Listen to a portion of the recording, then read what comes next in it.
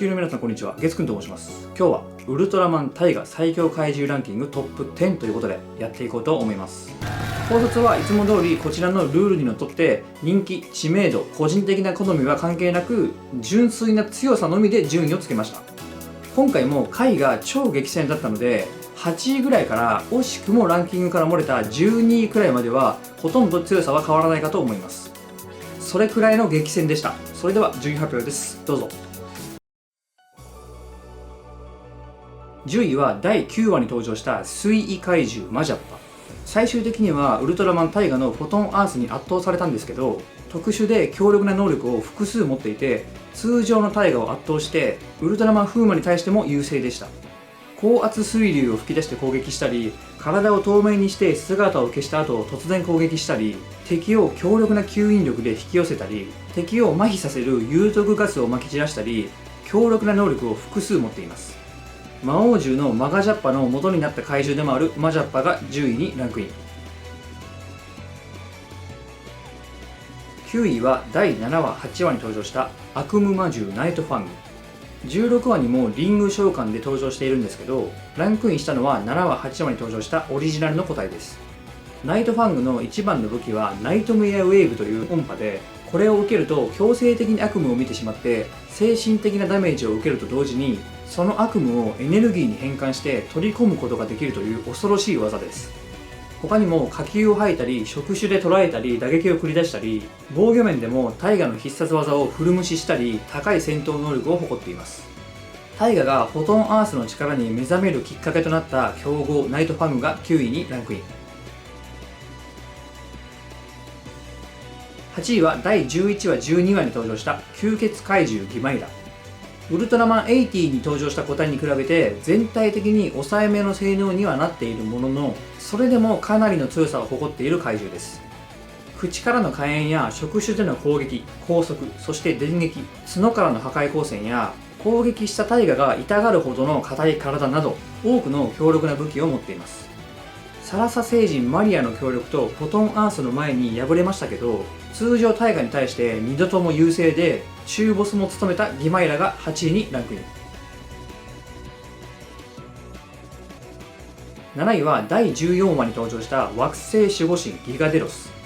硬い体と両腕の剣と銃が武器なんですけど、一番の武器は相手の光線を受けるたびにそのエネルギーを利用して分裂するデロスイリュージョンです。要は必殺技を打たれれば打たれるほど増えてしまうという能力です。それに加えて学習能力も非常に高くて、戦いながら相手の動きをどんどん覚えて次第に動きを読めるようになっていくという強力な特徴も持っています。他の個体が宇宙中にたくさん存在しているギガデロスが7位にランクイン。6位は第19話に登場した電撃重心ゴロサンダー。コミカルな見た目や言動とは裏腹に強力な戦闘力を持つ怪獣として有名で、トライスクワットの3人もその存在を知っていたほどでした。超強力な電撃のサンダースパークやゴロ竜巻という竜巻を発生させて攻撃するんですけど、その圧倒的破壊力で通常形態とはいえ終盤の成長したタイガやタイタスを圧倒しました。本編中最強形態のトライストリウムに対してもやり合えるほどの高い戦闘力を持っていて、切り裂きにも想像以上と絶賛されたゴロサンダーが6位にランクイン。5位は第22話に登場した凶猛怪獣ギーストロン。ビルも一瞬で切断するレーザー光線や両腕の爪から巨大なカッター光線を放つなど斬撃系の強力な技を複数持っています。それに加えてマグマを活性化させる電磁波を発生させて人類そのものを滅ぼそうとしたりと、かなり規模が大きくて強力な力を持っています。終盤の通常タイガを圧倒したのはもちろんのこと、最終形態のトライストリウムともバチバチにやり合えるほどの戦闘力でした。タッコングとトライストリウムが2人がかりで倒したギーストロンが5位にランクイン。4位は第24話25話に登場した宇宙爆食怪獣ウーラー。数々の星を滅ぼして宇宙の伝説として語り継がれているウルトラマンタイガのラスボス的な怪獣です。文字通り何でも食べる怪獣で、この怪獣の特徴、強さ、怖さはただそれだけです。星を食い尽くすまで捕食をやめることがなくて、食い尽くしたら次の星へというとんでもない生態を持っていて、ギャラクトのマーク2を丸飲みしてしまいました。ウルトラマンの光線技すら飲み込んでしまうので、なんと本編中最強形態のトライストリウムですらどうすることもできずに完敗しました。ラスボスらしい規模の設定と強さを見せつつも、個性あふれる性能を持ったウーラーが4位にランクイン。3位は第23話に登場した偽ウルトラマンベリアル。偽物とはいえとてつもない戦闘力を誇っていて、タイタス、フーマ、通常タイガを圧倒して、さらにはフォトンアースまでボコボコにして、トライストリウムとも互角に戦えるほどでした。デスシウム光線を含めた本家ベリアルと同じ技を複数使うことができて、デス降臨というオリジナル技まで持っています。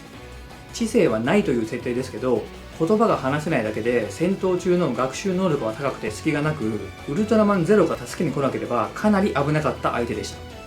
た。ウルトラマンベリアルに似た能力を持った偽ウルトラマンベリアルが3位にランクイン。2位はウルトラマンタイガ全編通して登場したウルトラマントレギア。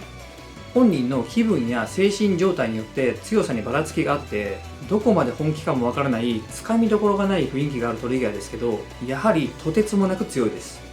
4位のウーラーや3位の偽ウルトラマンベリアルを軽くあしらったり、タイガの1話でトライスクワットの3人をフルボッコにしたり、1人でニュージェネウルトラマンたちをまとめて相手したり、半端じゃなく高い戦闘力を持っています。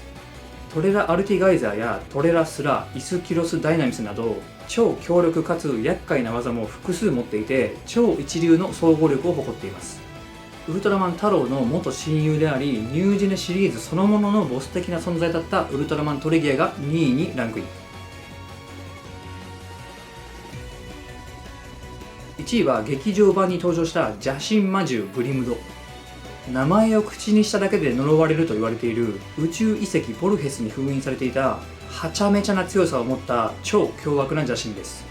完全体ではない時でさえウルトラマン3人がかりでも圧倒するほどの強さを持っていて、完全体となってしまうとニュージェネウルトラマン全員の最強形態が束になっても全く手も足も出ないという意味がわからないレベルの強さになってしまいます。